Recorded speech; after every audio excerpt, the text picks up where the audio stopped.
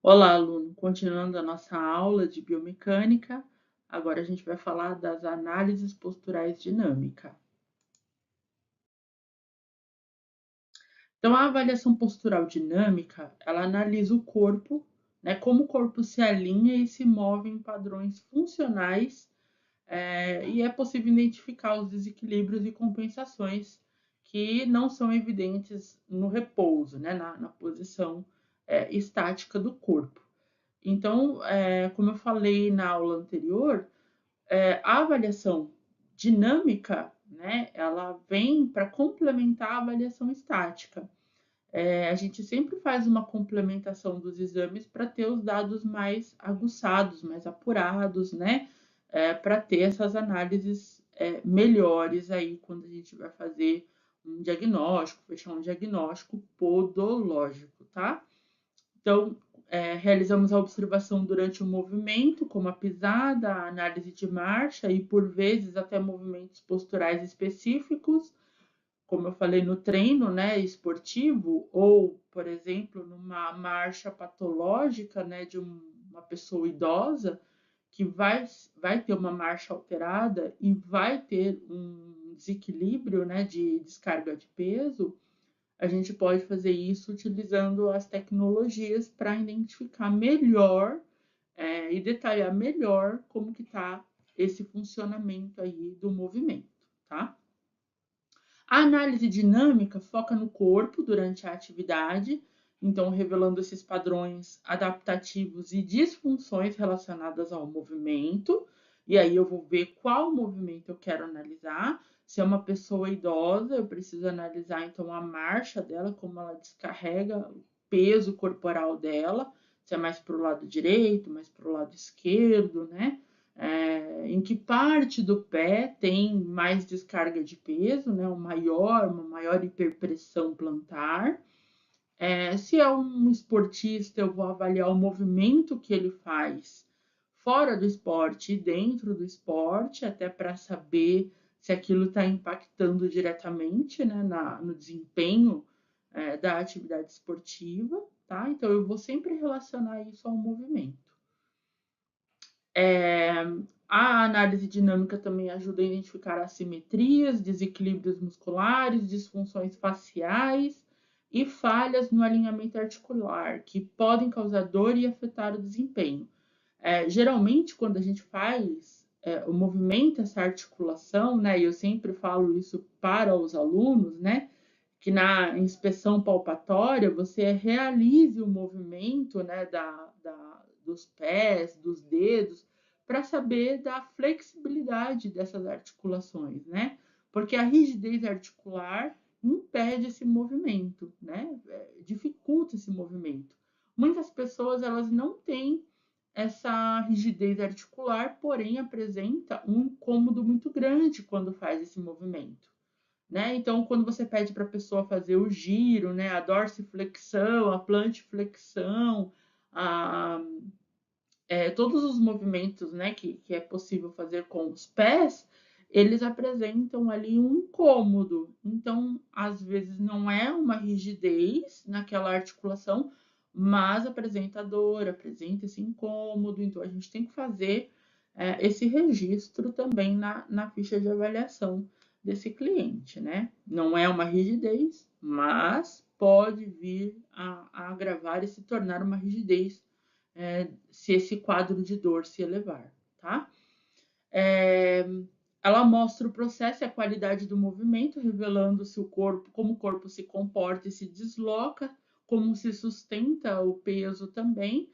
E veja bem, a gente não está falando que a quantidade desse peso, tá? Pessoas magras, né, ou no peso ideal, também apresentam desequilíbrios de sustentação desse peso, fraqueza muscular, ou uma rigidez tendínea, ou uma alteração nessa articulação também, e a descarga desequilibrada de peso, tá? Então, pessoas magras, né, também podem ter, por exemplo, um calo, uma calosidade nos pés, que não são decorrentes do sobrepeso, né? Geralmente, os profissionais associam, né, que aquela fissura, aquela hiperqueratose ou aquela, né, aquele calo, a calosidade, são decorrentes do excesso de peso, né? Ou a etiologia principal, primária, é o excesso de peso. Nem sempre. A gente vai encontrar também calos e calosidades em pessoas magras, porque isso tem a ver com o desequilíbrio de descarga de peso num ponto específico dos pés, tá?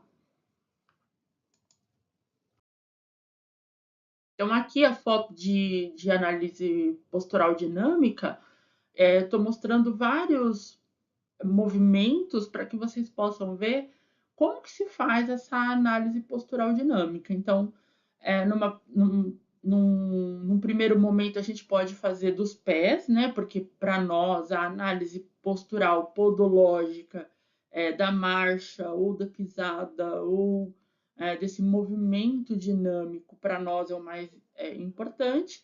Mas se eu estou avaliando um esportista também, eu preciso ver, né, região de joelho, quadril, eu preciso saber como é que está essas outras articulações e esses outros movimentos, ou essa amplitude de movimento, tá?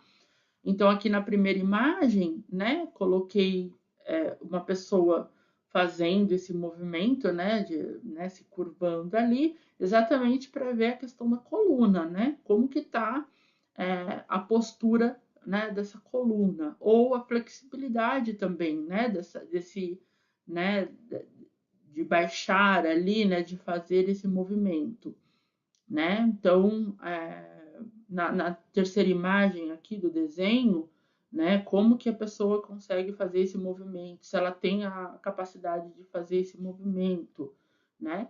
E o baropodômetro, né, fazendo o movimento da análise de marcha, que aí eu faço o movimento caminhando, né, que eu analiso o impacto da caminhada, né? E ali eu consigo verificar tanto a pisada quanto a marcha, tá? Como a pessoa caminha de fato, né? E como que é esse impacto do ciclo da marcha completo, tá?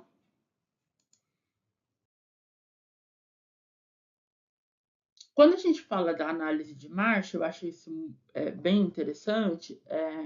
A gente está falando de medir esses parâmetros de locomoção, né? Então, a marcha é a locomoção humana e a gente faz uma avaliação dessa locomoção.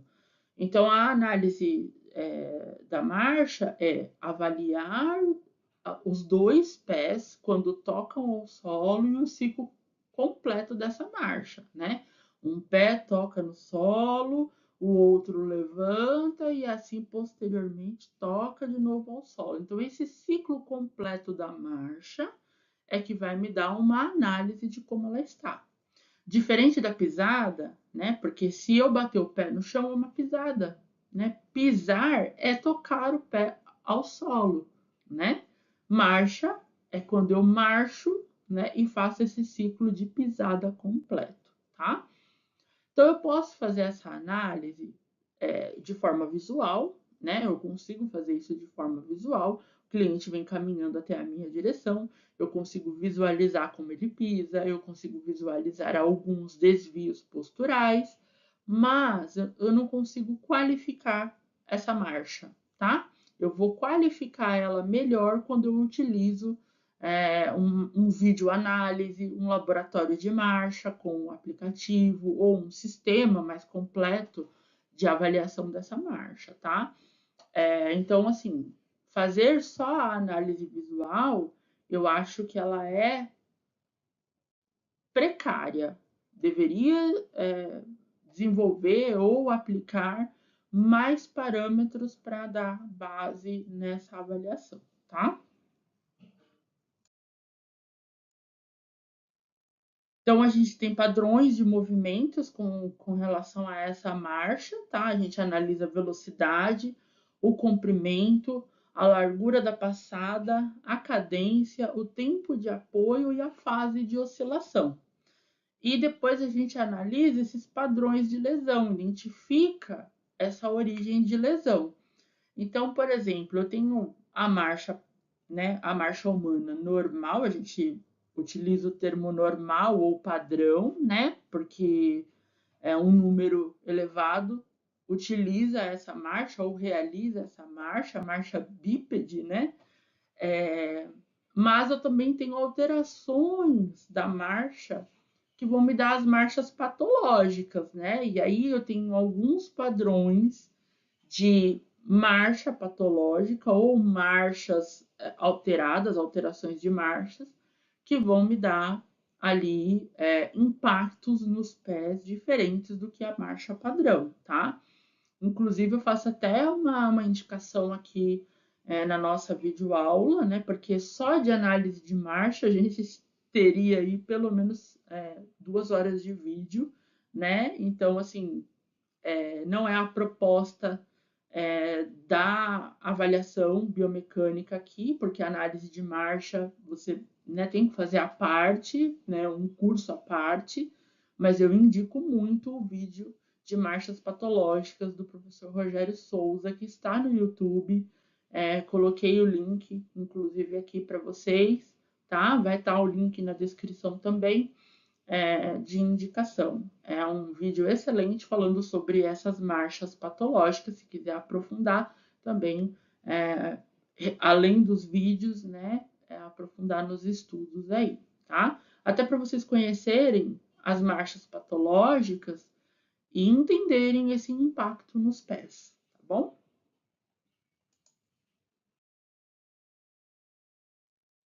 Uma coisa importante quando a gente fala de análise de marcha é verificar, né? Porque o que o podólogo faz é uma coleta desses dados, né? A gente está falando de avaliação. Então, na avaliação, eu vou coletar esses dados e registrar tudo. Então, eu preciso saber se o meu cliente ele faz uso desses dispositivos de auxiliares de marcha. Então, se ele utiliza, por exemplo, uma bengala, uma muleta, um andador, né? A gente tem que observar se ele faz o uso desses dispositivos, porque isso também vai alterar a marcha, né? Ou pelo menos a descarga de peso nos pés, tá? Quando eu faço o uso desses dispositivos, eu estou alterando a forma como eu estou descarregando o peso nos pés, até porque está auxiliando a fazer esse movimento, né? Então, o andador, a muleta, a bengala, né? Eles fazem aí um auxílio, alivia a pressão nessas articulações e nos membros inferiores quando a pessoa caminha utilizando esses equipamentos, tá?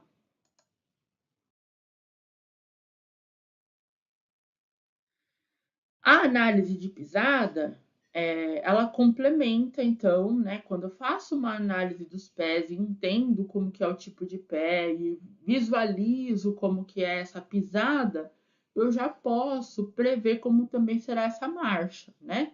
Então, se eu tenho um pé cavo ou um pé plano, ele vai me dar lá uma supinação ou uma pronação, o que vai me dar parâmetro para saber como que está essa marcha também.